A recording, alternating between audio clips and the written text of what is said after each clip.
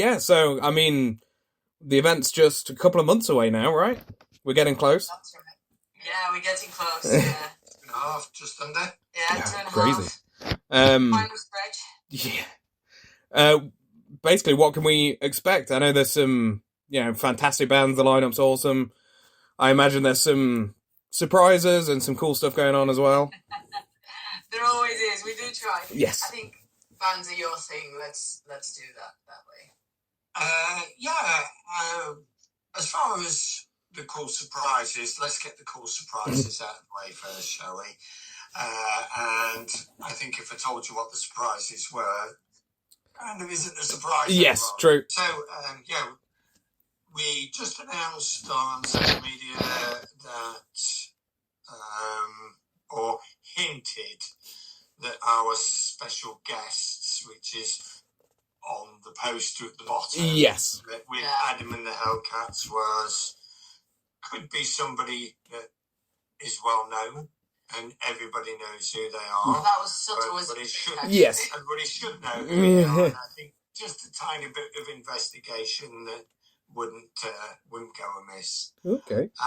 But what nobody knows yet, and you'll be the first one to know, and along with everybody else, is that there won't just be one rock superstar legend on That's the very stage. cool. There'll be two of them all being well. Yeah. Cool. And so that should put the rock star amongst the pigeons. Yes, very much so.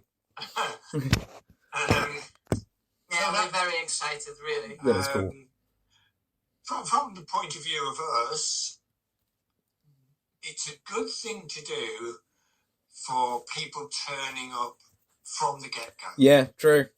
Because you often get with all sorts of shows, people will be there all day, and others will sort of drift in halfway through. Yes. And there'll be people who are here for certain bands, and we're not bothered. Come in. So yeah, exactly. We really want to. Well, it's not going to cost you anymore, and if True. you don't, you might be kicking yourself later. This is it, especially when the photos go on social media. Exactly. Absolutely. So, and with the bands that we've got, I'm sure you know that over the months, it always happens, doesn't it? We've had a couple of lineup changes, yes. but we're really, really happy with the bands that we've got. Everybody's been super supportive this year. It feels to be a bit of a unity this year, a bit more of a unity this year. Everybody's nice. A bit more helpful to each other. It's nice. Bands, promoters, everybody working together. It's cool. Yeah, kind of being a part of the scene, I definitely kind of feel that as well. All the bands seem very friendly with each other, and everyone's happy to play with each other and help out wherever they can. It's definitely a nice community at the minute. Definitely. Yeah, we with regards to other festivals and other promoters, it seems that everybody was pretty much in it together anyway. Yes. We always kind of are at this grassroots level, but it just seems like there was so much more. We were at Call of the Wild, and we were, chatting away and invited there, and the Call of the Wild guys will be at ours. Oh, cool. Yeah.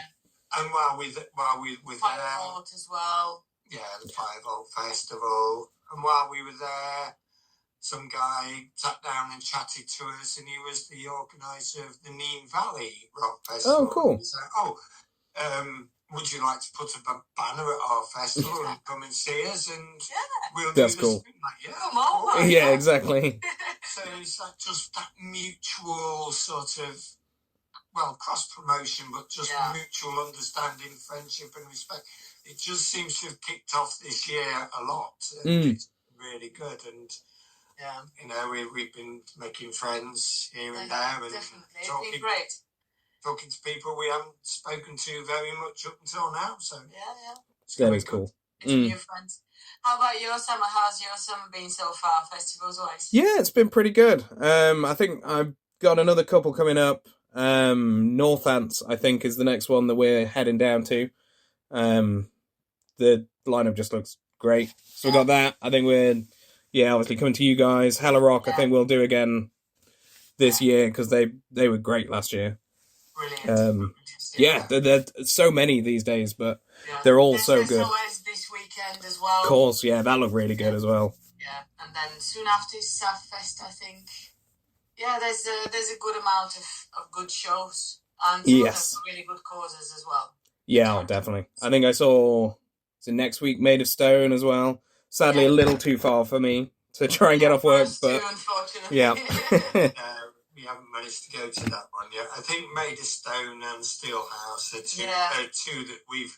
It's always on the radar. Yeah, this is it. But we haven't got round to it as of yet. So, pardon me, I think next year we'll have to pull a finger out. Yes, I think so. Yeah, I think I'm the same. Well, we'll meet you there. Yes, yeah, sounds good. We can't pull out. Yeah.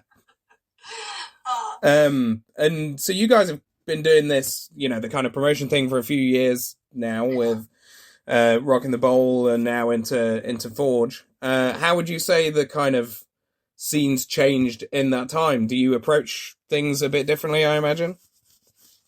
Well, we've been doing this since 2017, so that's 9 years now. And we've been through a few changes of purpose, direction, but Rocking the Bowl matured nicely, and then it was time to rebrand, so now it's called Destination. Yes. Last year we had to change venues last minute, so it was Destination Forge, just to let people know, just to make it completely plainly obvious where we're going to be. But we really like our venue now. We've kind of bedded in nicely. We have a good conversation with the owners, and things are running smoothly. So Destination it is. How it's changed? Interesting. Well, there was, of course, the new wave of classic rock was a big thing to happen during this time. Yes. Yeah, definitely. And that changed a lot, brought the focus up to younger bands. They've always been in focus for the people that are looking, but it really helped create that community and people sourcing their music even more from newer bands than older ones. Last night in Sheffield was a fantastic gig. It was the Def Leppard and Extreme gig. And, it was a sellout, and so it should be, because they're amazing. But it's also great to see so many shows hosting younger bands who've only been going for a few years, still being successful, still drawing the audience. Yeah. So I feel like, in a way, we've held that along as much as we can by Steve choosing bands that he thinks are up and coming, but really, really good, and they deserve a bigger stage to perform at. So yeah, I think that's been the journey. Anything? Yeah. Changes this year would probably be changes that hopefully the customers don't actually notice, because last year, brand new venue, and it's a venue that's never held a rock gig in its life. I think it was their second live gig ever in their entire existence. Wow. So, yeah, they're more of a drum and bass venue. Okay. And things like that. And I think next week they're doing a chicken wing festival where people just go eat chicken. That sounds cool though. Yeah, it sounds quite good. Yeah. But obviously, when you get a new venue and it's last minute, you have not teething troubles as such, but you take notes, you have feedback. Yes. You think, okay, next year that's going to change, that's going to change, that's going to change. So we are prompting the lighting system. The lighting system was good. It was good lighting. But it wasn't a rock show lighting. Okay. So what we're going to do is, it only came up a couple of days ago, but we're going to invite the lighting engineer, take them to a rock show with us, have a really good night and say, can you please do that? Yeah. I'm sure they'll do it perfectly. Yeah, it sounds like a good plan. So they're equipped with a fantastic lighting array. They've got all singing, all dancing stuff. It's all laser shows and everything available. I'm expecting sort of Metallica levels for next year. Yeah, righto. But yeah.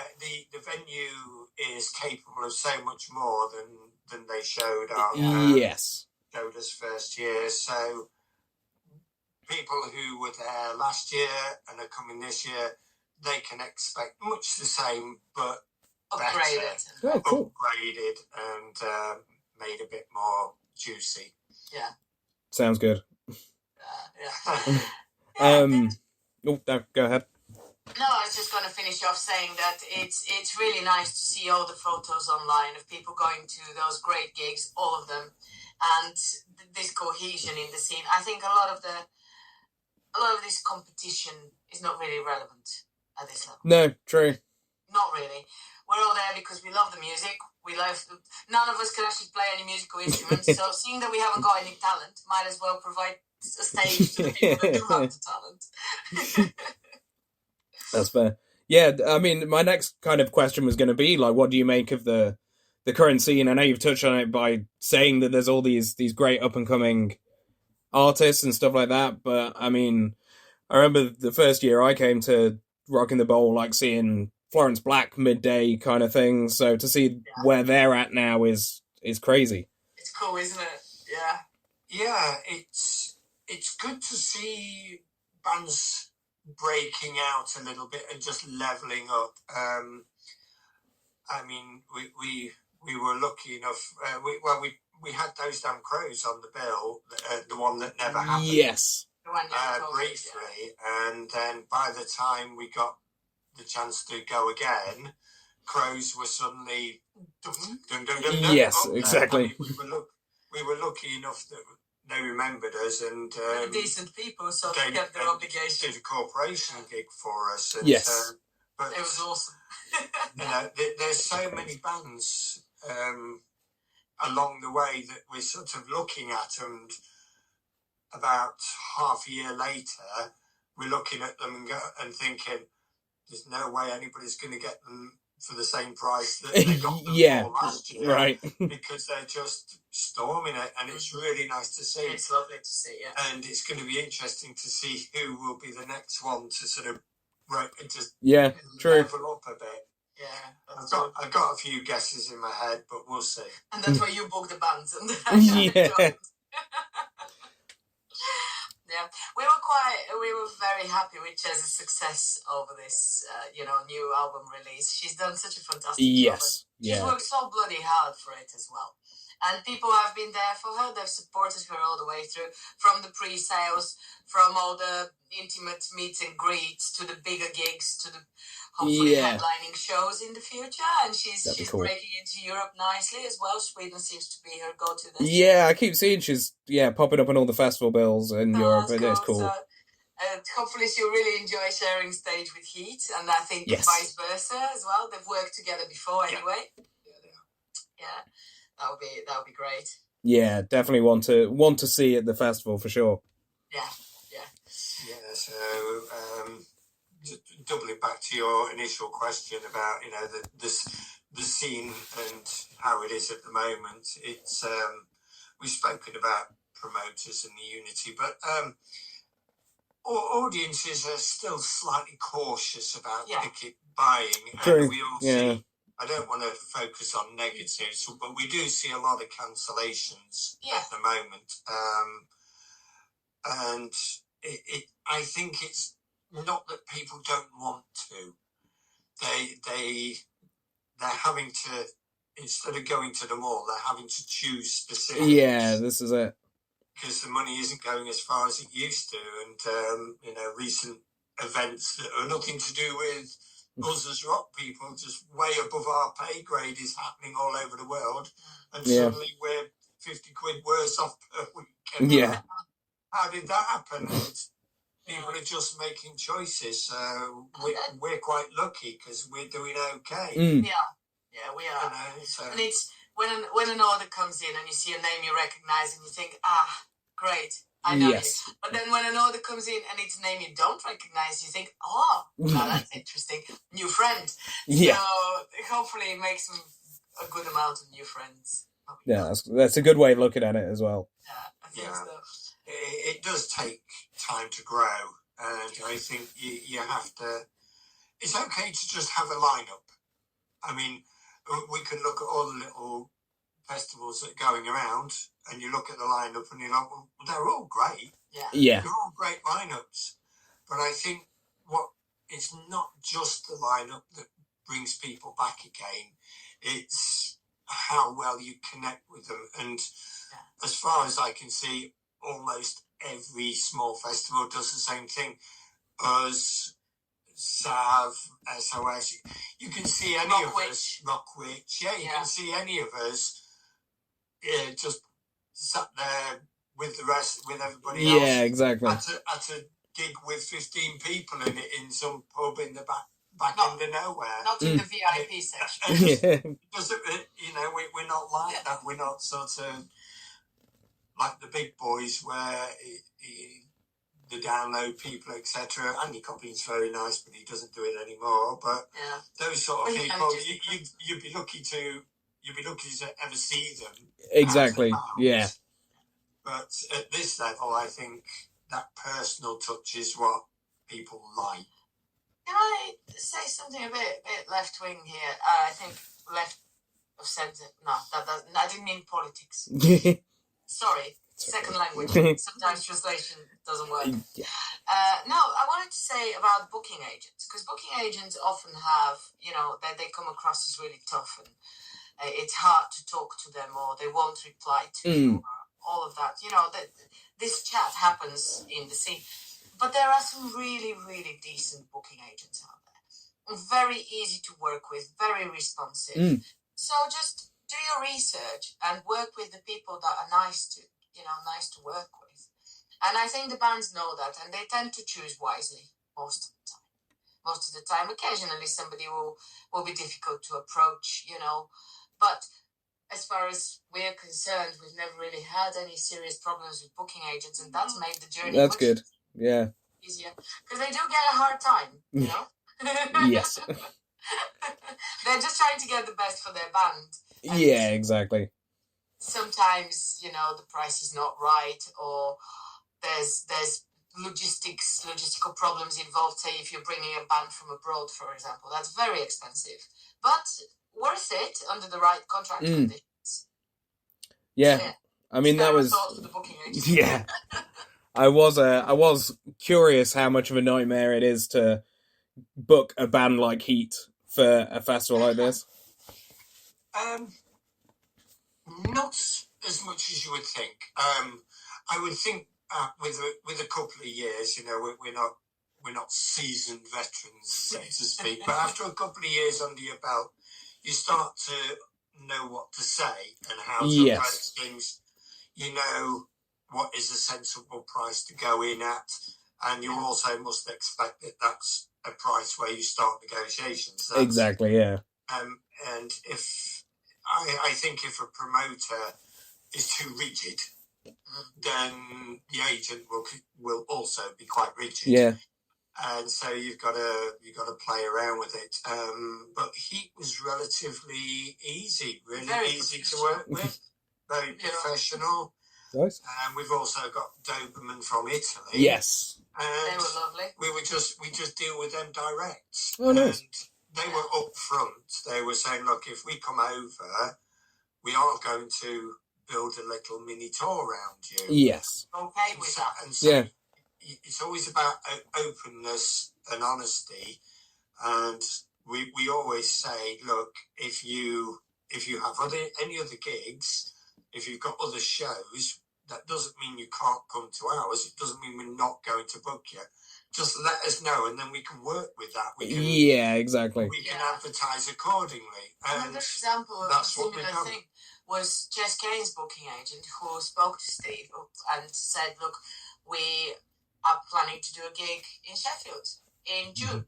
I hope this doesn't interfere with your sales. And it wouldn't have done, because it's outside that 3-month thing, the period just before the gig. But it was just nice to be told in advance. Exactly, yeah. And then you know how to do your marketing strategy and when to tell people certain things, within your social media, and it really worked. And then what we could do at that point, because we knew about it in advance, we could back that up And we could say, right, she's coming to Sheffield, go and see her, and if you like her, we'll be there at the gig promoting. Yes. Please take a leaflet, come to the next show. And that worked really well. So you don't have to hide your intentions and try to play a strategy. Just be upfront. Yeah. And people will be upfront back. Maybe I'm naive, but that's how I see it. Yeah, it definitely helps, I think, for sure. Yeah. Maybe. Or maybe it's all a big game of chess. Well, yeah. And then I imagine you're at least tentatively planning for something for next year. Have you got some stuff in the works? Next year, we've been approached by bigger bands than we've got this year. Oh wow! Okay, that's cool. That's about as far as yeah, I can. That's completely fair. I think, obviously, again, we don't want to just go back again and again because it's been done to death. But COVID sort of stopped everybody, put everybody on the back foot. Yeah. We stopped our gig for 3-4 years. 2, 3. I do know. It was about 3 years before. We're not very good at counting. before we came back again, and it wasn't like starting over, but everybody was a little bit tentative first time round. Yes. Are they going to be able to bring it back? Because if you've been away for 3 years, is it going to be the same? Is it going to still be good? Is it still going to be successful? And after last year, people are like, okay, you brought in Chris Barrett, you did this, you did this, you did this. There was cake. And it was nice. It was good. And then this year, change the name, but that's pretty much all. Yeah. Just the change of name was simply because of the change of venue. And then we put this lineup on. So I think the agents and the people who do watch everybody said, okay, seems like they're not messing about. How do you fancy having blah? Yeah. Oh, you almost said it then. What, Blur? Yeah. And you guys are pretty kind of up on the whole social media promotion and that kind of side of it as well. Yeah. Do you have any advice for people who are just trying to break into this kind of side of the business in that regard? Definitely, yes. So this year we decided to try a risky strategy because we were getting social media fatigue, if you can call it that. You keep banging out posts and they're reaching 10 people and you don't quite understand why because you've done everything right. Exactly, yeah. And it can be really, really disheartening and demotivating. So a good old flyer in the hand and then go and show your face and talk to people. Yes. Go to other events, buy tickets to other events, go as a band, as a presence, and show yourself to the people and talk to them. Have a little QR code on you, Just that's a good plan. Be there in person if you can. And with regard to actual social media promoting, because we don't bother with TikTok, really, because that's not our demographic. Yeah.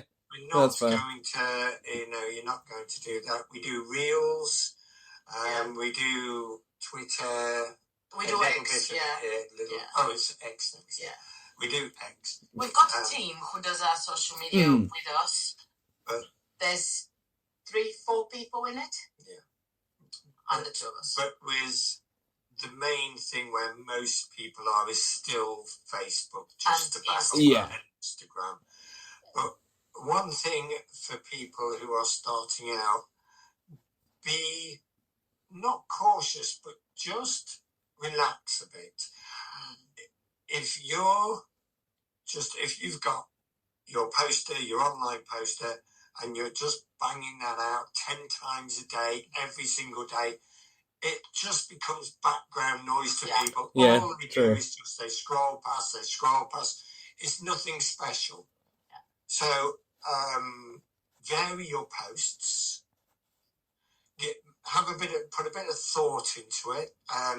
The algorithms favour faces and videos. And videos. That attracts faces and videos attract more attention than a simple poster. You only have to look at a band like Not Now Norman or LN to see how well videos are working for them. Yeah, true. Yeah. Watch other people. If somebody's made a mistake, you know, oh, I'm writing down that mistake. Yeah, exactly. It's not theft. It's learning how to do it. You know, there's no such thing as cheating. I think, you know, our day job with teachers, and we always tell our students, just look it up. It's not cheating. It's learning. Yeah. It's learning. Ask the AI. Don't let the AI do it for you, but ask it by all means. Yeah. That's a whole new. A whole different conversation. AI is definitely something that's on everybody's lips at the moment. So if you want, we can have a chat about that briefly. Yeah, I mean, I'm down. I'm vaguely opposed myself as an artist, but because we respect real people's skill and talent. But I do most of the design for Destination. We do it together with regards to ideas, but the actual practical making of it is mostly me because I've got the skills. But when digital art first came out, people were saying, that's it, that's the end of all artists. When Wikipedia came out, people said, that's it, that's the end of all knowledge. Yeah, AI is similar. Yes, it's moving very fast. It's getting everywhere. And you can really tell the difference when you look at it. But there's nothing wrong with using it to generate ideas. Yeah, and once I agree. Done that, because it's just like a quick digital art search, but it draws it for you. But then take that idea and play with it, or if you've got the cash, give it to a real artist. Yes, exactly. And do it that way. But still use it. It's a tool. And be mindful of the mistakes it makes. Not everybody wants to see a generic rock star with a guitar and flames coming out. Yeah. Quite like that imagery, but it's not everybody's cup of tea. No, I've seen even like a few film directors and stuff I've seen in interviews have come out and said like, oh yeah, we use like some AI stuff in the storyboarding and all that kind of thing, and then as soon as it gets to any kind of actual filming and stuff, it's all real. Exactly. What we tend to do is as we design each poster, each T-shirt or anything, we'll just start with an idea, our own idea. We don't say to AI, give us an idea. Yeah. Destination Rock Festival. Do exactly. Yeah. We don't do that, but we come up with our own ideas. We write them down, and then we go onto AI or ChatGPT or whatever it is, and just go, okay, if we did that, what do you think it'd look like? And it'll fire something back, and we'll go, oh God, no, that's atrocious, that's horrible, bloody terrible. That's awful. And we'll go through maybe 3, 4, 5, or 6 of them, and then we'll see little bits, and like, that bit sort of works. Yeah. And we'll write that down.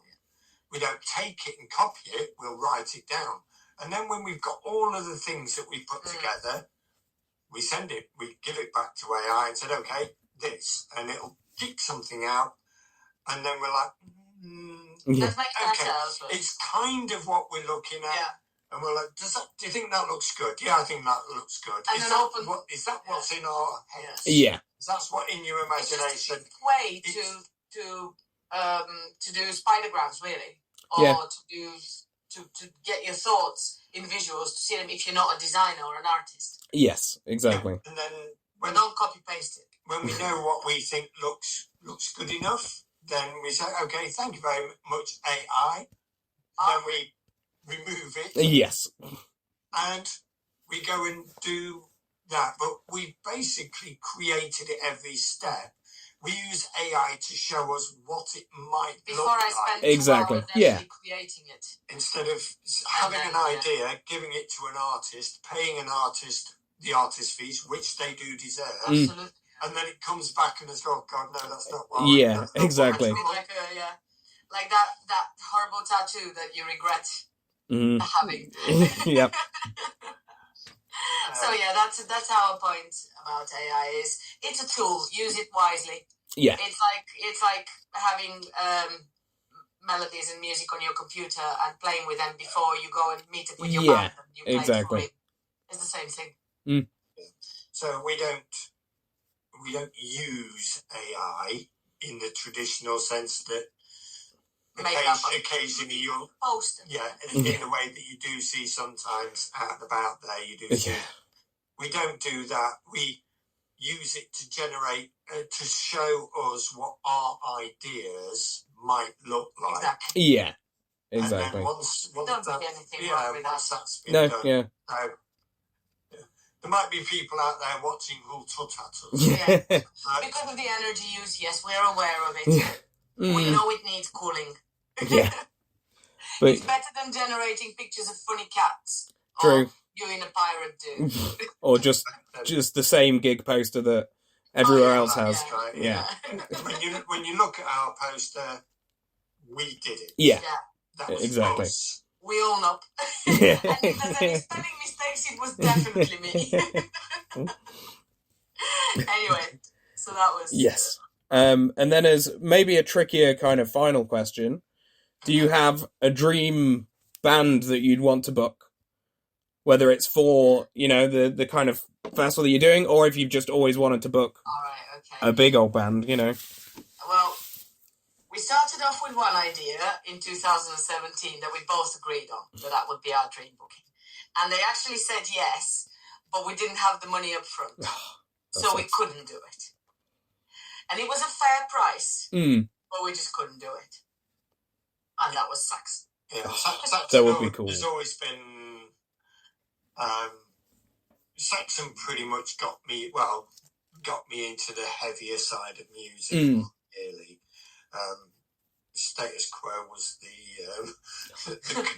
lead in. Yes. Lead in was Status Quo, and then you on to and then Saxon hit there you go. Yeah.